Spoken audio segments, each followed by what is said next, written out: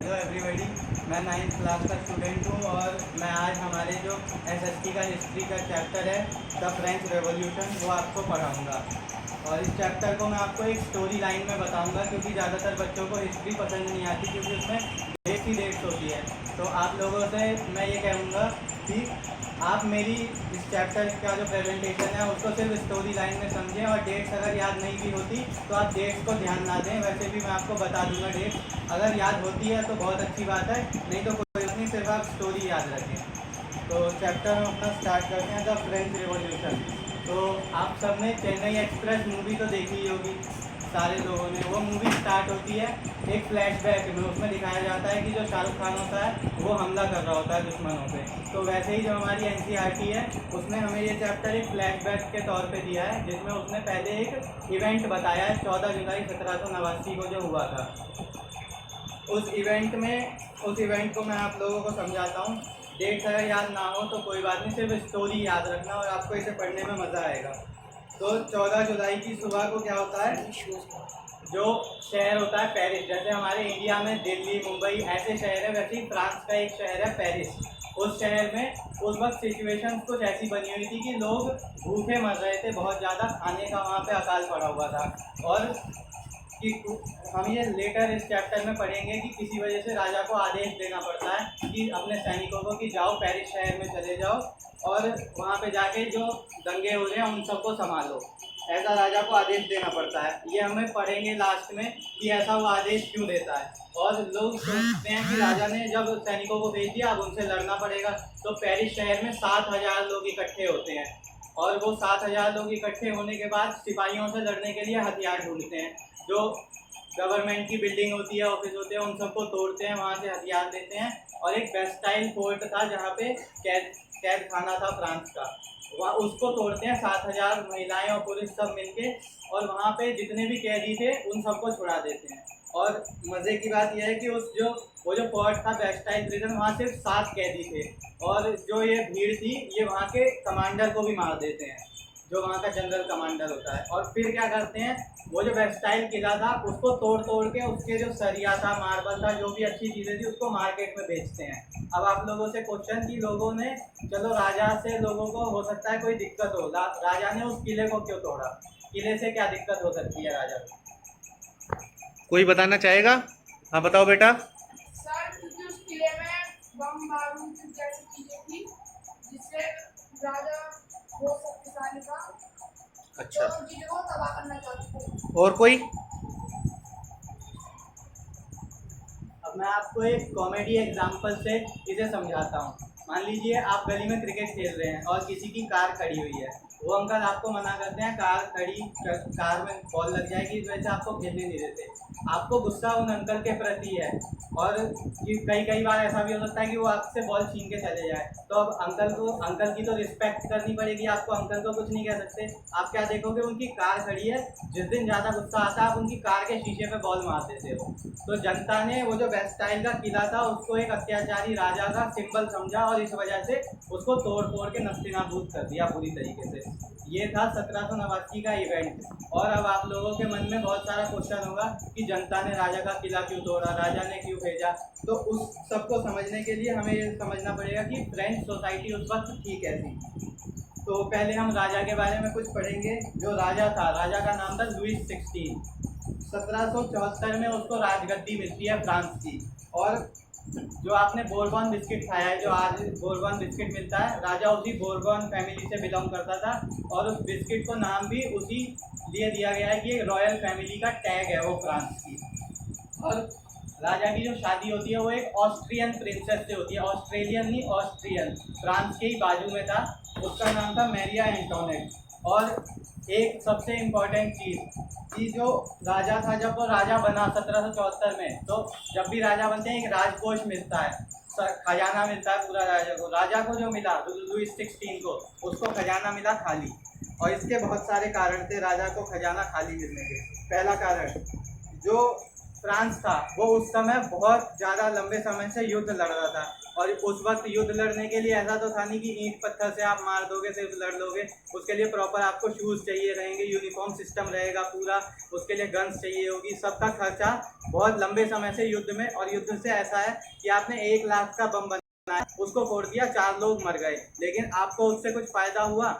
वो 1 लाख रुपए तो आपके डूब गए। तो ये पहला कारण उसकी तिजोरी खाली होने का।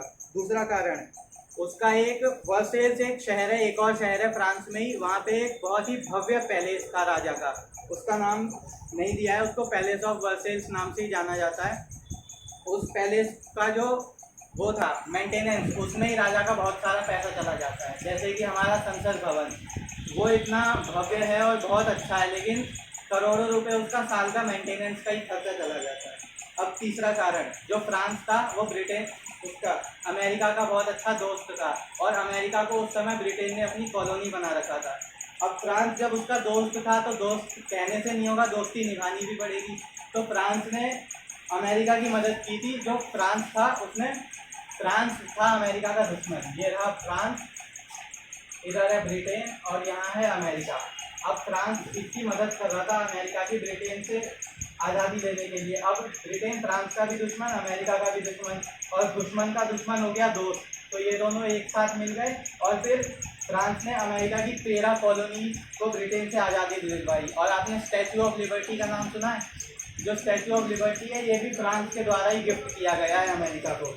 ये हो गया है हमारा तीसरा रीज़न। और इस वजह से जब ये फ्रांस अमेरिका की मदद कर रहा था तो इसकी खुद की हालत खस्ता है, लेकिन फिर भी ये लोन ले लेके अमेरिका की मदद कर रहा था।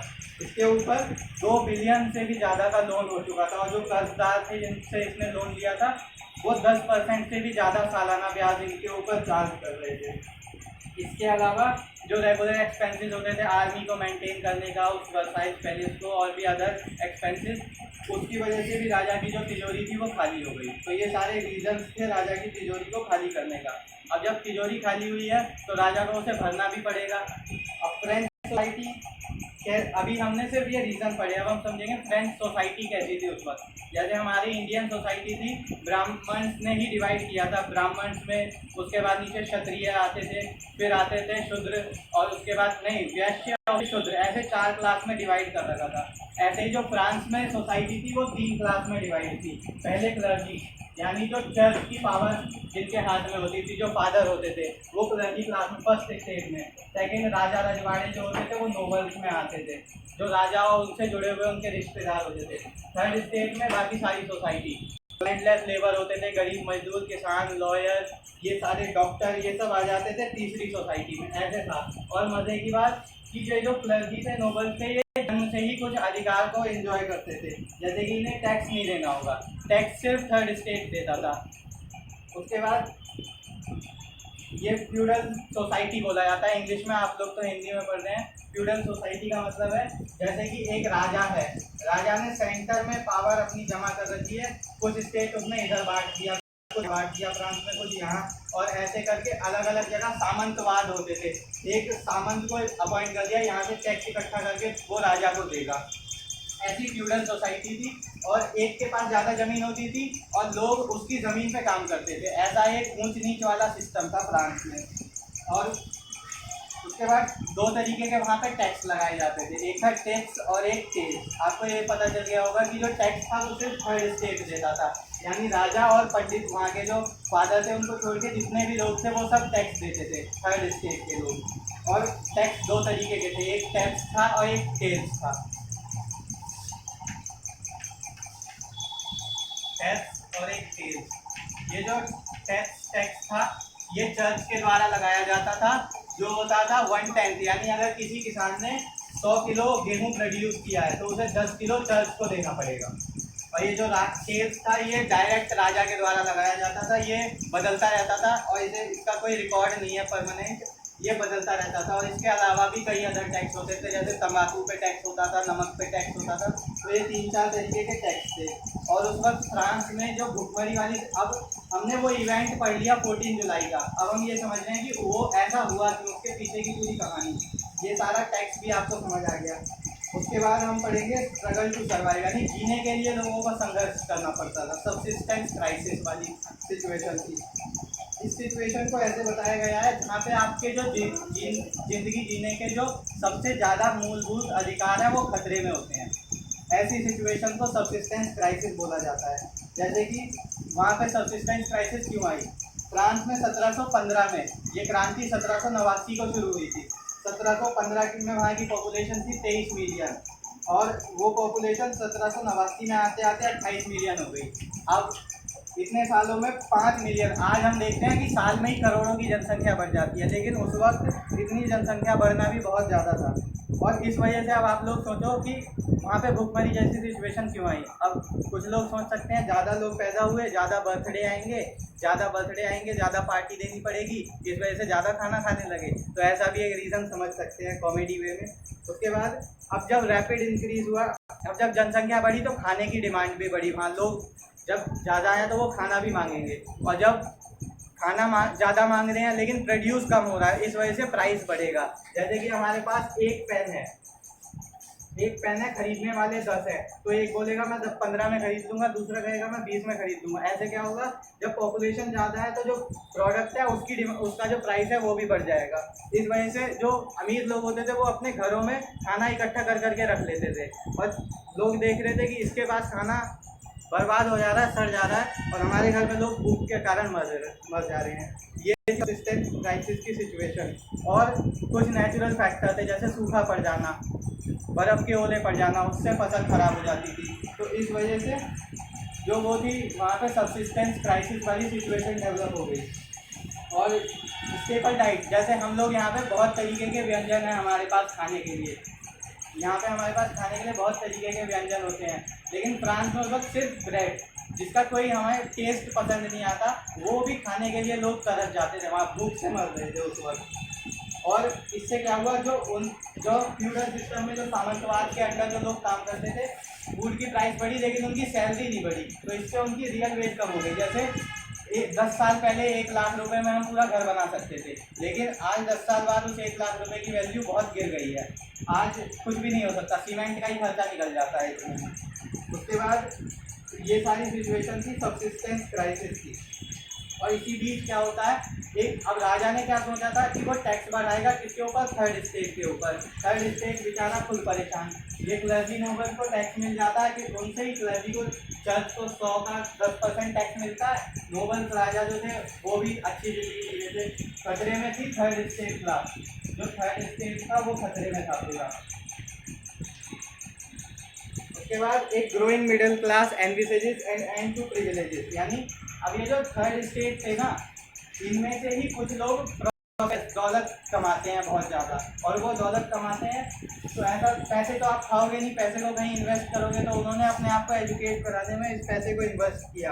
और ये पैसे उन्होंने कैसे कमाए, बाय द, उस वक्त क्या होता था, मर्केंटिलिज्म होता था, यानी सी रूट डिस्कवर हो चुके थे बहुत ज़्यादा, दूर दूर देशों में जाके कॉलोनी बनाते थे, वहाँ से ट्रेड करके पैसा कमाते थे। सी रूट के ट्रेड से उन्होंने बहुत ज़्यादा पैसा कमाया, उस पैसे को अपने आप को शिक्षित करने में खर्च किया। और ऐसा कहा जाता है कि शिक्षा उस शेरनी का दूध है जिसको जिसने भी पिया है वो दहा रहा है, ये एक श्लोक है। उसके बाद क्या दिखाया जाता है, वो प्रोस्पेरस बने, एजुकेटेड हुए बाय द सी। अब जब थर्ड स्टेट के लोग थे, जब वो एजुकेटेड हो गए, तो उनको ऐसा लगा कि जो सोसाइटी का कोई भी ग्रुप है उसको प्रिविलेज बाय बर्थ, यानी जन्म से ही कुछ अच्छे या स्पेशल अधिकार नहीं मिलने चाहिए, क्योंकि उन्हें लॉजिकल हो चुके थे वो लोग पढ़ने लिखने के बाद। ये पर्सन पोजीशन, अब जो पर्सन है इंसान को उसके जन्म से नहीं उसके कर्म से जाना चाहिए। उसका जन्म अगर बड़ी क्लास में हुआ है लेकिन वो काम अच्छे नहीं कर रहा है, तो वो उस बड़ी क्लास में कहलाने लायक नहीं है। उसको जन्म से अधिकार नहीं मिलने चाहिए, कर्म से उसे अधिकार मिलने चाहिए, ऐसा लोगों का मानना हो गया था। और वो ऐसा मानना, और वो ये भी सोचने लगे थे जो पॉलिटिकल इशू है उसमें भी राइट टू वोट होना चाहिए, हर चीज़ में इक्वलिटी होनी चाहिए। और ऐसा इसमें एक बहुत इंपॉर्टेंट रोल था फिलोसोफर्स का इसमें बहुत इंपॉर्टेंट रोल था। फिलोसोफर्स होते हैं तर्कवादी इंसान, जिनके पास हर चीज़ों को सोचने का एक नज़रिया होता है, अच्छा, जो हर चीज़ जैसे कह सकते हैं हम जो बुद्धिजीवी लोग होते हैं जी, जो बाल की खाल निकालते हैं, हर चीज़ के पीछे का तर्क निकालते हैं, ऐसे ही कुछ 3 फिलोसोफर थे, John Locke, Jean Jacques Rousseau, Rousseau के बारे में आपने पढ़ा है जो क्वेश्चन दे रहा था, और एक थे मॉन्टेस्क्यू। ये 3 फिलोसोफर थे जो बहुत फेमस हुए उस टाइम पे। जॉन लॉक ने एक 2 ट्रीटीज ऑफ गवर्नमेंट एक आइडिया अपना, जिसमें उसने कहा कि राजा को जो बहुत ज़्यादा एब्सोल्यूट अधिकार मिला कि किसी पे भी हमला करवा देना, अपनी इच्छा के अनुसार कुछ भी कर देना, ऐसा नहीं होना चाहिए। और राजा जो है वो इलेक्टेड होना चाहिए, यानी उसमें डेमोक्रेसी, पीपल का रोल होना चाहिए उसे करने में। ये आइडिया दिया जॉन लॉक ने। फिर अगले हैं जीन जैक रूसो। इन्होंने कहा गवर्नमेंट ऐसी होनी चाहिए जिसमें, इन्होंने भी उसी आइडिया को एक्सपेंड किया कि गवर्नमेंट ऐसी हो जिसमें लोगों का इन्वॉल्वमेंट हो, लोग चुने उन्हें, और इक्वल वोटिंग डेमोक्रेटिक गवर्नमेंट होनी चाहिए, यानी जो सरकार बने तो हर इंसान का मत दिया जाए कि इसे चुना जाए या इसे ना चुना जाए, सबका वोट दिया जाए, उसके बाद सरकार को चुना जाए। एक थे मॉन्टेस्क्यू। इन्होंने डिवीज़न ऑफ पावर, जो हम आज देखते हैं हमारे देश में 3 तरीके की पावर होती है, लेजिस्लेचर, एग्जीक्यूटिव और जुडिशरी। यानी लेजिस्लेचर जो कानून बनाती है, जो पार्लियामेंट में जाके बैठती है, एग्जीक्यूटिव जैसे प्राइम मिनिस्टर और पुलिस जो उन बने हुए कानून को लागू करती है, और जुडिशरी यानी जो कानून तोड़ेगा उसको सजा देती है। तो ये आइडिया दिया था मॉन्टेस्क्यू ने उस टाइम, और इसे मॉन्टेस्क्यू के आइडिया को जब ब्रिटेन ने आज़ादी ले ली थी अमेरिका ने, तो उन्होंने अपने देश में लागू किया इस आइडिया को, वहाँ डिवीज़न ऑफ पावर का आइडिया लागू किया गया। और इन आइडियाज़ को लोग कहाँ पढ़ते थे? सैलून्स में बाल कटवाने गए हैं, एक बाल कटवा रहा है तो दूसरा पीछे से बातें कर रहा है, ऐसे पढ़ते थे लोग इनके आइडियाज़ को। उसके बाद अब आप उस कंसिक्वेंस से इसे जोड़ो कि लुइस अब ये जागरूक हो चुके हैं बात में, अब इनके पास हर चीज़ को समझने की शक्ति आ चुकी है। अब आप उससे कनेक्ट करो कि लुइस 16 ने प्लान किया था टैक्स बढ़ाने का। अब टैक्स बढ़ाएगा भी तो टैक्स देगा कौन? Third state. वो बेचारे और दबते चले जा रहे थे। उसके बाद आउटब्रेक, अब रिवॉल्यूशन आएगा। आउटब्रेक कैसे होता है? लुइस 16 ने प्लान किया टैक्स बढ़ाने का, और एक वहाँ पे फ्रांस में कानून था कि राजा सब कुछ अपनी मर्जी से कर सकता है, लेकिन जब टैक्स की बढ़ाने की बात आएगी तो राजा को तीनों स्टेट की मीटिंग करानी पड़ेगी पैलेस ऑफ वर्सेस में, यानी क्लर्की क्लास, नोबल क्लास और थर्ड स्टेट, तीनों में से मेंबर आएंगे, उन पर वोटिंग होगी और जिसके ज़्यादा वोट होंगे वो फैसला लिया जाएगा। अब वट वॉज उसके बाद 5 मई 1789 को ये मीटिंग बिठाई गई थी। अगर डेट्स याद नहीं होती आप लोग सिर्फ स्टोरी समझिए कि क्या स्टोरी थी। जब आप 2 बार पढ़ेंगे 3 बार पढ़ेंगे आपको डेट अपने आप हो जाएगी, लेकिन ऐसा भी नहीं है कि आपको बुक लेके रटना है कि ये डेट है, ऐसे डेट याद नहीं होगी आपको, ऐसे उल्टा माइंड में प्रेशर पड़ेगा। 2 बार पढ़ो 3 बार पढ़ो, अपने आप कनेक्ट आएगा दिमाग में कि ये डेट। उसके बाद अब मीटिंग में क्या होता है? लुइस 16 ने ये मीटिंग बुलाई इस डेट को। मीटिंग में सब नहा धो के नए कपड़े पहन के पहुँचे थर्ड स्टेट के लोग कि आज जाएंगे मीटिंग में। उसके बाद अब वहाँ पे क्या होता है? 300 मेंबर आए थे क्लर्की क्लास के, 300 मेंबर आए नोबल्स के, और इनकी जनसंख्या थोड़ी ज़्यादा थी तो इनके आए थे 600। आज हमारी कंट्री में 1 पर्सन 1 वोट और 1 वैल्यू का जो कंसेप्ट है वो अप्लाई होता है, यानी एक इंसान का 1 वोट और उस 1 वोट की एक ही वैल्यू रहेगी। अब पुराने सिस्टम में, अब लुइस 16 के पूर्वजों ने कभी ऐसी मीटिंग बुलाई थी सन 1614 में, और अब हो रही है 1789 में ये मीटिंग। तो जब ये मीटिंग बुलाई, यहाँ 1 पर्सन 1 वोट 1 वैल्यू का कंसेप्ट नहीं दिया इन्होंने। पहले क्या चलता था? Clergy 300 member 1 vote, noble 300 member 1 vote, अब ये 600 मेंबर इनका भी 1 वोट। थर्ड स्टेट जागरूक था, उसने कहा कि 1 पर्सन 1 वोट होना चाहिए, यानी तुम्हारे मेंबर दोनों के मिला के 600 और जब जाके तुम्हें 2 वोट मिल जाते हैं, हमारे अकेले के 600 हैं जब भी हमें 1 वोट। उन्होंने क्या किया कि तुमने तो वोटिंग में ही गड़बड़ कर दी, तो अब तुम्हारे जो प्रपोजल है टैक्स बढ़ाने का उसे तो तुम छोड़ो, पहले इक्वल वोटिंग राइट दो हमें। थर्ड स्टेट के मेंबर्स ने ऐसा बोला। राजा ने साफ मना कर दिया कि नहीं, कोई इक्वल वोटिंग राइट नहीं मिलेगा। थर्ड स्टेट के 600 मेंबर वहाँ से भागते हैं पैलेस से और टेनिस कोर्ट में जाते हैं। अब सोचोगे टेनिस कोर्ट में क्या सब टेनिस खेलने चले गए थे? उन्होंने सोचा कि टेनिस कोर्ट में हम जाएंगे और एक कॉन्स्टिट्यूशन बनाएंगे। थर्ड स्टेट जागरूक थे, वो लोग पढ़े लिखे थे। उन्होंने सोचा हम कॉन्स्टिट्यूशन, संविधान लिखेंगे, कानून, और राजा की जो ये अपनी मर्जी से जो भी कुछ करता है इसकी पावर पे लिमिट लगा देंगे हम, ऐसा सोचा थर्ड स्टेट के मेंबर ने। उन्होंने कॉन्स्टिट्यूशन बनाना शुरू कर दिया 5 मई 1789 से ही, और कॉन्स्टिट्यूशन बन के तैयार कब होता है? और हाँ, उन्होंने अपने आप पे जो 600 मेंबर थे, इन्होंने अपने आप को नेशनल असेंबली डिक्लेयर किया। जैसे हमारे यहाँ बीजेपी, आम आदमी पार्टी, ऐसी पार्टी होती है, उन्होंने सिर्फ एक ही पार्टी बनी थी, नेशनल असेंबली, ये डिक्लेयर किया इन्होंने अपने आप को। और इन्होंने कसम खाई जब तक हम कॉन्स्टिट्यूशन नहीं बना लेंगे हम यहीं रहेंगे। और उधर ये तो सारे मेंबर वहाँ चले गए और वहाँ पे और ज़्यादा दिक्कतें होने लगी। शहर में दंगे देखने को मिलते थे, ब्रेड शॉप पे महिलाएं वहाँ के उसको पकड़ के डंडे से पीट रही हैं, जो किचन के बर्तन होते हैं उससे मार रही हैं महिलाएं, जो है बहुत बुरा हाल था। अब कनेक्ट करो, जब हर जगह दंगे देखने को मिल रहे हैं शहर में, तो ये कारण था कि राजा को सैनिकों से कहना पड़ा कि जाओ पेरिस शहर में जाओ, सिचुएशन को हैंडल करो। और अफवाहें ये फैल गई कि राजा ने ऑर्डर दिया है कि शूट एट साइट, देखते ही गोली मारो, ऐसा ऑर्डर। अब में से अंडरस्टैंडिंग हो गई दोनों के बीच, इस वजह से वो सारा इवेंट हो गया 14 जुलाई का। अब ये सारे इवेंट के बाद राजा भी प्रेशर में आ गया, ये इतने दंगे हो रहे हैं, अब हम क्या करें। राजा ने जो नेशनल असेंबली का जो संविधान था उसको स्वीकार कर लिया।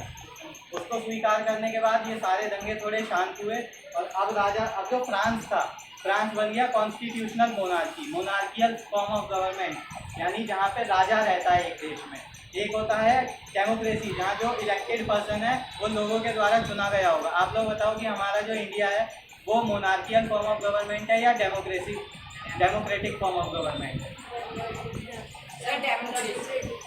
क्योंकि हमारे देश में जो हेड ऑफ द स्टेट है वो एक इलेक्टेड पर्सन है, लोगों के द्वारा चुना गया है। लेकिन फ्रांस में राजा था और राजा को अपनी गोदी में कॉन्स्टिट्यूशन को लेके बैठना पड़ेगा, ऐसा सिस्टम कर दिया। लेकिन राजा था थोड़ा सा ढीठ, उसको इतनी पावर तो दी थी कि राजा रहेगा, उसने कुछ ऐसा किया कि अब बेचारा राजा से भी हट जाएगा।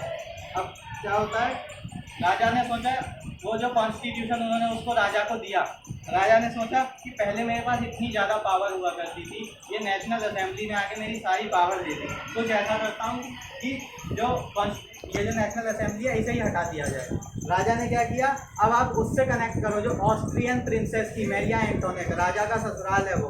अब राजा गया सीक्रेट नेगोशिएशन में, यानी सीक्रेटली बात की उसने ऑस्ट्रियन प्रिंसेस, वहाँ के जो राजा था उससे, कि तुम मेरा साथ दो और क्या करेंगे, हम नेशनल असेंबली को हटा देंगे यहाँ से और वापस से मोनार्की ले आएंगे फ्रांस में। राजा ने अपने ससुराल के जो राजा थे ऑस्ट्रियन प्रिंसेस थी मैरिया एंटोनेट, उनसे ये सारी बातचीत की। और भी अलग कंट्री थी जैसे प्रूशिया, जो आज का मॉडर्न डे जर्मनी है, उससे भी आज का जो जर्मनी है उसमें प्रूशिया नाम से जाना जाता था। ये सारे लोगों ने मीटिंग की कि हम क्या करेंगे, ये जो नेशनल असेंबली है इसको हटा देंगे।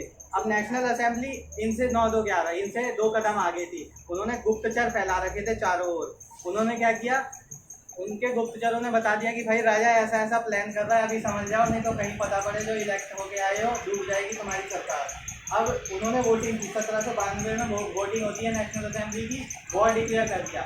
ऑस्ट्रिया प्रूशिया कुछ करते उससे पहले नेशनल असेंबली ने इनके ऊपर हमला कर दिया। और इससे हमें क्या सीख मिलती है कि एक अच्छा लेसन है लाइफ का, कि सिचुएशन को कभी भी अपने अगेंस्ट में मत जाने दो। सिचुएशन आपके अगेंस्ट में जाए उससे पहले आप सिचुएशन ही बदल दो, तो क्या होगा।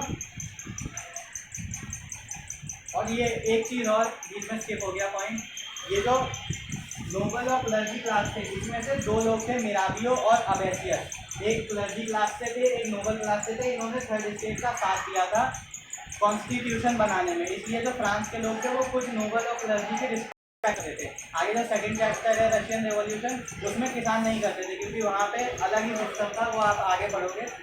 तो यहाँ पे रिस्पेक्ट करते थे और वहाँ नहीं करते थे वो उनकी रिस्पेक्ट।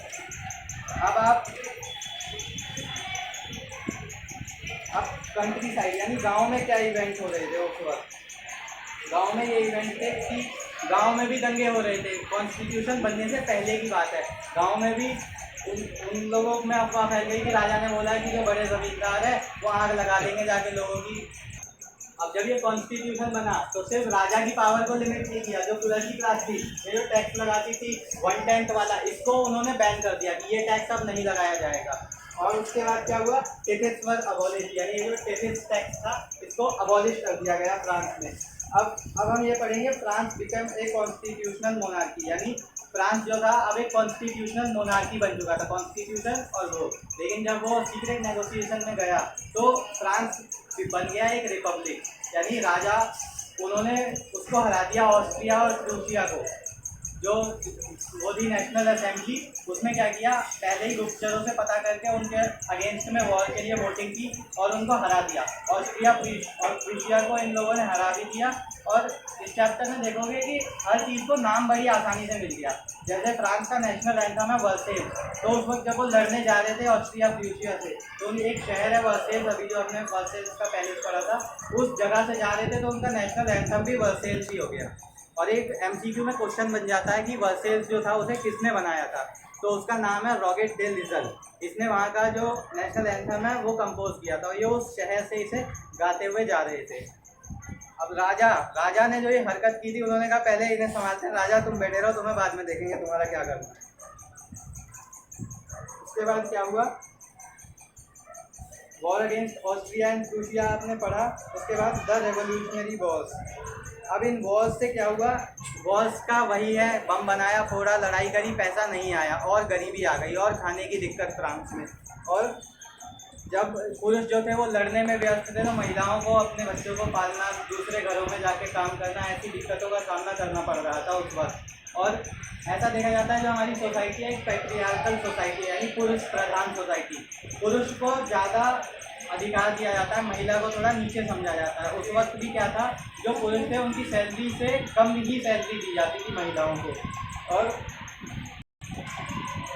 उस वक्त महिलाओं को वोटिंग राइट बिल्कुल नहीं था। जो इन्होंने कॉन्स्टिट्यूशन बनाया, इसमें अलग अलग सिस्टम में ये लेजिस्लेचर, एग्जीक्यूटिव, जुडिशरी सब ले आए थे, लेकिन महिलाओं को वोटिंग राइट नहीं थे। इससे पता चलता है वहाँ डेमोक्रेसी अभी भी नहीं थी। उसके बाद इन्होंने एक और फ्रीडम दी कि चलो हमारी पार्टी है, अगर हम डेमोक्रेसी की बात करते हैं तो हो सकता है हमारी पार्टी कभी अच्छा काम ना करे, लोग ना खुश हो हमारी पार्टी से, तो उन्होंने कहा कि हमारी पार्टी के अलावा लोग अदर भी पॉलिटिकल क्लब बना सकते हैं। जैसे हमारे देश में बीजेपी है, उसके अलावा समाजवादी पार्टी है, आम आदमी पार्टी, कांग्रेस, इतनी सारी पार्टी है, लोगों के पास ऑप्शन है चुनने के लिए। जो उन्हें पसंद है, जिसके काम अच्छे लगते हैं, वो उसे चुन सकती है। और इन्होंने ऐसा ही एक प्रोविज़न डाला, एक ऐसा ही कानून डाला उस कॉन्स्टिट्यूशन में। इसके बाद एक सबसे ज़्यादा जो अच्छा पॉलिटिकल क्लब था, अच्छा नहीं कह सकते उसको, बहुत क्रूर कह सकते हैं, उस बहुत सारे पॉलिटिकल क्लब बनने लगे इसके अलावा, नेशनल असेंबली के अलावा।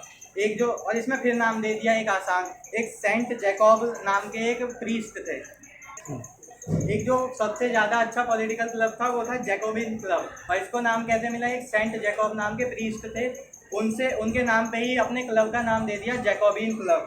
और ये अपने पीरियड में बहुत ज़्यादा थ्रू आउट बहुत एक्टिव रहा ये जो क्लब था। और फिर इलेक्शन होते हैं, इलेक्शन में क्या होता है, नेशनल असेंबली हार जाती है और ये जैकोबिन क्लब जीत जाता है। जीतने के बाद ये अपना नाम चेंज करते हैं, ये नेशनल कन्वेंशन कहा जाता है जैकोबिन क्लब को, नेशनल कन्वेंशन। और इसका जो लीडर था वो था मैक्सिमिलियन रॉबिस्पायर।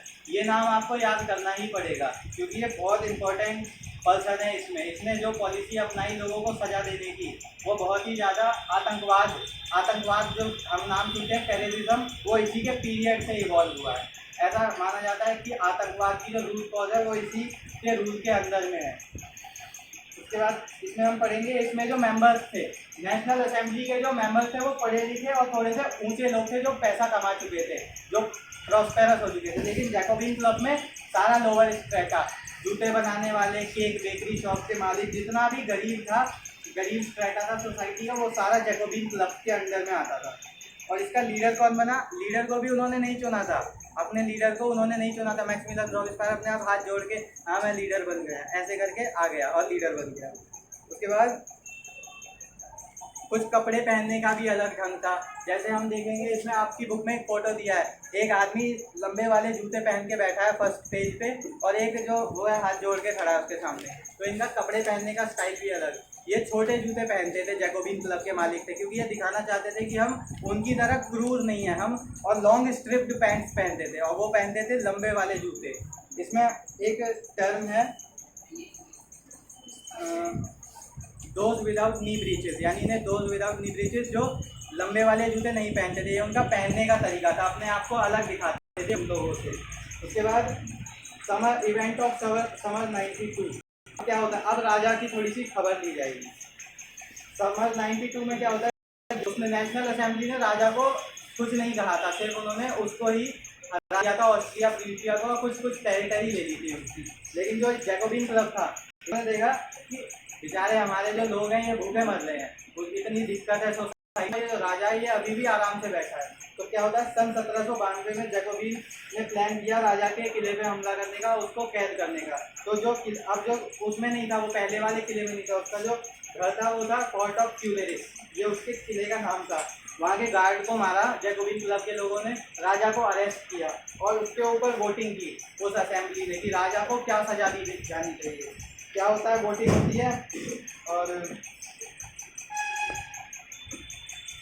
अब राजा को देशद्रोह के उसमें अपराध के जुर्म में, देशद्रोह के अपराध में कियर्सन यानी देशद्रोह का मतलब कियर्सन होता है, उसमें मौत की सज़ा सुना दी जाती है कि राजा उनके साथ मिल रहा था, नेशनल असेंबली के खिलाफ जा रहा था, तो राजा को मार दिया जाएगा। और जो क्वीन थी मैरी एंटोनेट, उसको भी कुछ समय बाद ऐसी ही कुछ सिचुएशन बनती है, उस हिसाब से सज़ा दे दी जाती है। अब आता है मैक्सिमिलियन रॉबिस्पायर। इसका जो टाइम पीरियड था इसे रीन ऑफ टेरर यानी आतंकवाद का समय कहा गया। लोगों के मन में, बच्चे के मन में डर था।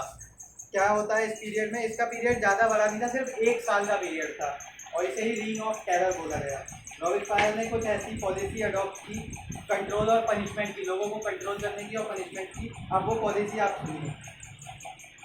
जो भी रॉबिस्पायर को दिखता था और अपना दुश्मन और रिपब्लिक, लोगों का दुश्मन, उसको सीधा सजा दे दी जाती थी गुलोटाइन की। एक डॉक्टर गुलोटिन थे फ्रांस में, उन्होंने एक ऐसा डिवाइस इन्वेंट किया था। एक ऐसा डब्बा सा होता है, यहाँ पे आपकी गर्दन फंसा दी जाएगी, ये ब्लेड होगी, पीछे से रस्सी छोड़ेंगे, इधर गर्दन आगे, पीछे आपका शरीर, ब्लेड गिरेगी ऊपर से और फिर आपको पता है क्या होगा।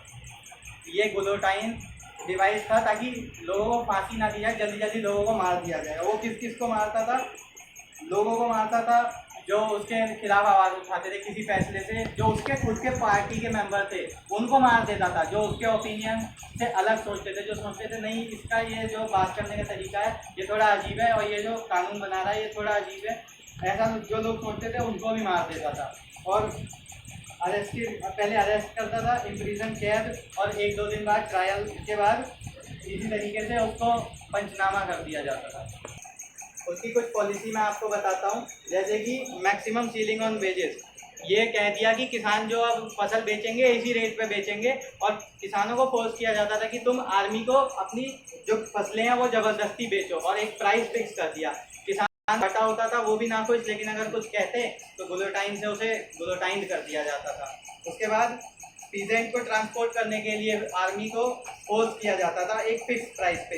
इक्वलिटी तो उस वक्त थी नहीं स्पीच एंड एड्रेस की, यानी आज जो हम देखते हैं अगर हम सरकार के खिलाफ कुछ कहना चाहते हैं किसी पॉलिसी से, हम खुश नहीं है सरकार की, तो हम उसे अपोज करते हैं, सरकार से कहते हैं कि ये पॉलिसी ख़राब है, इसको बदलो या अमेंडमेंट इसमें कुछ चेंज करो, ऐसा कहते हैं। लेकिन उस पीरियड में ऐसा कहना साफ मना था मैक्सिमिलियन रॉबिस्पायर का। अब उसने स्पीच एंड एड्रेस कहने में भी इक्वलिटी लाया, यानी ट्रेडिशनल मेंश्योर यानी सर और मैडम को जो कहते थे, नो ये जो थर्ड स्टेट के लोग थे सर और मैडम कहते थे, कोई सर और मैडम नहीं, सब सिटीऑन और सिटीएन है। यानी फ्रेंच लैंग्वेज में सिटीऑन का मतलब सिटीजन, मेल सिटीजन, और सिटीएन मतलब फीमेल। तो इसमें बातचीत में भी इक्वलिटी लाया। ब्रेड, एक ही तरीके का आटा खाएंगे, ये अच्छी क्वालिटी का आटा है, ये उससे ज़्यादा अच्छी क्वालिटी का है, कुछ नहीं होगा, सिर्फ एक ही क्वालिटी का आटा होगा। जो ब्रेड, उस वक्त ब्रेड ही वहाँ की स्टेपल डाइट थी। जैसे आज हम देखते हैं 56 भोग होता है हमारे इंडिया में, इतने अलग अलग तरीके का खाना। यूरोपियंस को खाना भी नहीं आता था उस वक्त, सिर्फ ब्रेड, कोई टेस्ट नहीं होता जिसका, वो लोग खाते थे। चर्चेस, जितने भी चर्च थे क्लर्जी क्लास के, उन सबको तोड़ दिया और ऑफिस और बैरक्स में ऑफिस बना दिए जिसमें वो लोग बैठ के ऑफिसर्स काम करेंगे, सबको उसमें कर दिया। लेकिन अब उसकी जो पार्टी के मेंबर थे वो देख रहे थे बहुत ज़्यादा स्ट्रिक्ट होता जा रहा है, ये सीधा मार देता है जो भी इसके खिलाफ जाता है। उसकी पार्टी के मेंबर्स ने वोट किया कि चलो भाई इसने बहुत मार दिया, अब इसकी बारी आती है। अब उसके ऊपर ट्रायल चलाया जाता है, अरेस्ट किया जाता है उसे, मैक्सिमिलियन रॉबिस्पायर को, और सन 1794 में उसको उसी के डिवाइस से गुलोटाइन कर दिया।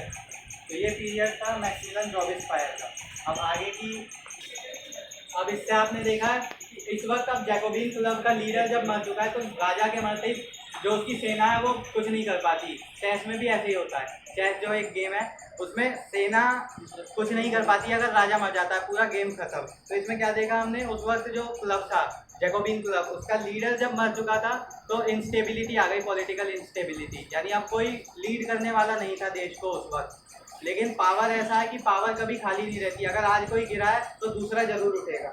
तो अब एक डायरेक्टरी रूल करती है फ्रांस को। लेकिन इन्होंने जो इनके साथ हुआ उससे इन्होंने सीखा एग्जीक्यूटिव, यानी एक बॉडी थी लॉ बनाने की, और जो मैक्सिमिलियन रॉबिस्पायर था वो लागू करता था कानून को, जो नहीं मानता था उसको मार देता था।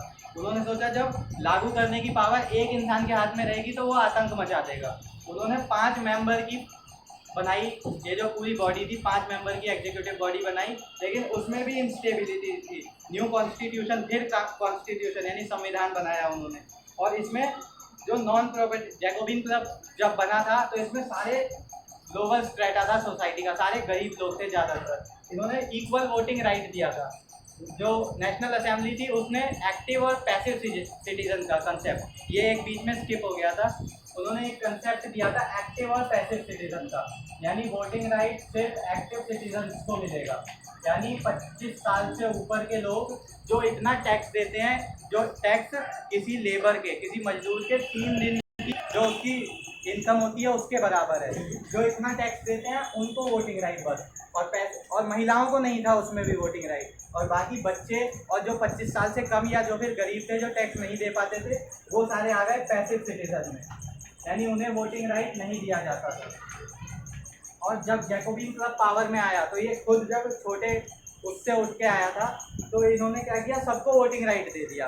लेकिन जब जैकोबिन क्लब का लीडर मर जाता है मैक्सिमिलियन रॉबिस्पायर, उसके बाद जब डायरेक्टरी रूल करती है फ्रांस को, तो इन्होंने क्या किया, डिनाई कर दिया, मना कर दिया। जिनके पास प्रॉपर्टी नहीं है उनको राजा को, उनको हेड ऑफ द स्टेट चुनने का मौका नहीं दिया जाएगा। और दो इलेक्टेड लेजिस्लेटिव काउंसिल, यानी दो, जैसे हम देखते हैं राज्यसभा और लोकसभा, 2 काउंसिल है, वो दोनों लॉ बनाती है। ऐसी बॉडी वहाँ भी बनी और एग्जीक्यूटिव बॉडी 5 मेंबर्स की बनाई गई। ये पॉइंट्स हैं जो कुछ याद रखने पड़ेंगे आपको। उसके बाद क्या किया गया, पॉलिटिकल इंस्टेबिलिटी, आपस में ही लड़ते रहते थे ये लोग। कभी उस लेजिस्लेटिव बॉडी की बात ये नहीं मानते थे तो कभी ये नहीं मानते थे, कभी उन 5 में लड़ाई होती थी। देखा जाता था एक प्रॉपर गवर्नमेंट नहीं चला पा रहा कोई भी उस टाइम। अब आता है नेपोलियन बोनापार्ट का कंसेप्ट। सर ने हमें शुरुआत नेपोलियन बोनापार्ट से करी, लेकिन इतनी सारी स्टोरी पढ़ने के बाद नेपोलियन बोनापार्ट का कंसेप्ट आता है जब ये पॉलिटिकल इंस्टेबिलिटी थी, कोई गवर्नमेंट नहीं चलती, तो एक जो मिलिट्री कमांडर होता है नेपोलियन बोनापार्ट, वो अपने आप को वहाँ का डिक्टेटर बताता है कि मैं हूँ यहाँ का लीडर, ऐसा कहता है वो।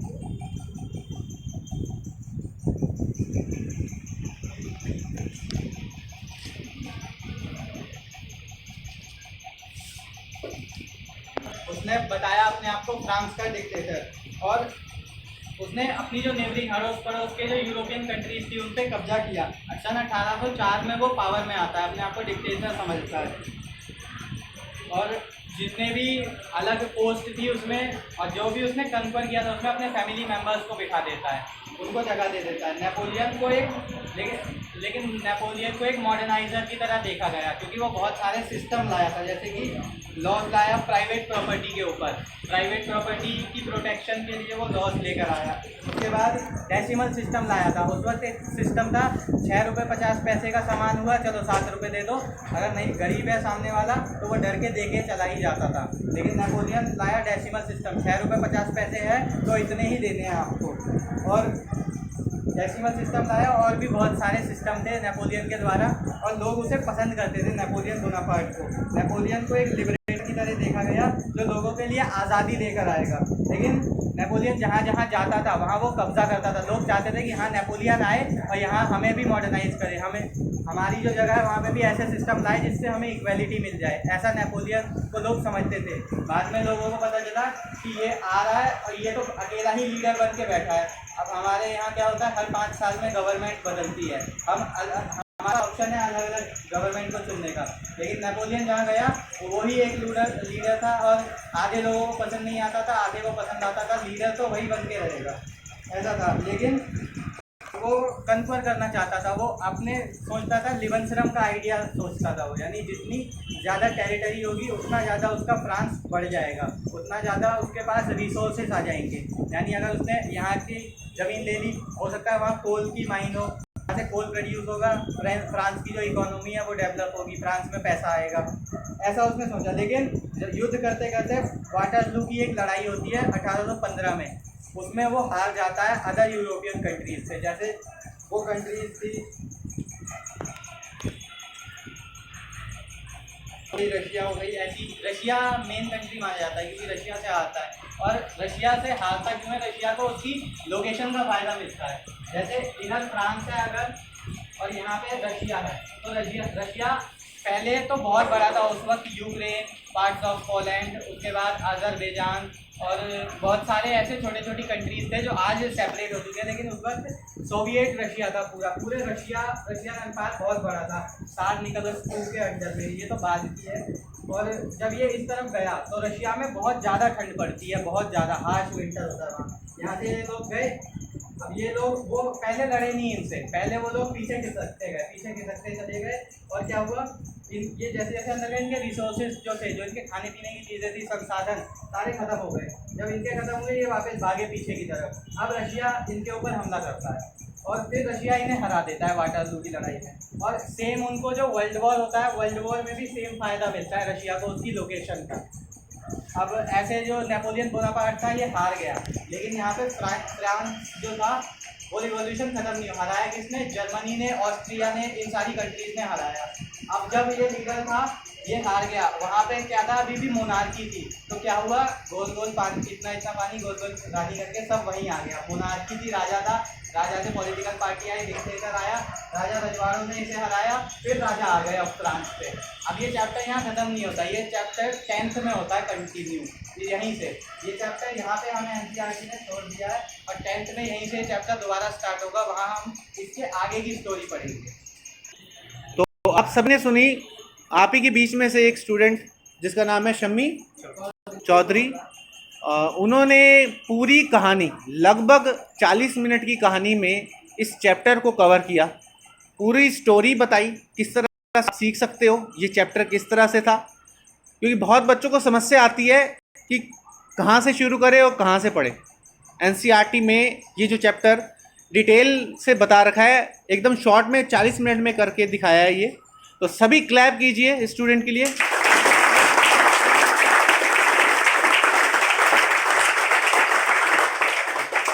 तो मैं आशा करता हूँ कि जिस तरह अभी शम्मी ने ये सब डिटेल में समझाया है, आगे भी ये इसी तरह सीखता रहेगा, भविष्य में और अच्छा इंसान बनेगा और जीवन में तरक्की पाएगा। तो इसी विशेष के साथ मैं आपसे विदा लेता हूँ। धन्यवाद।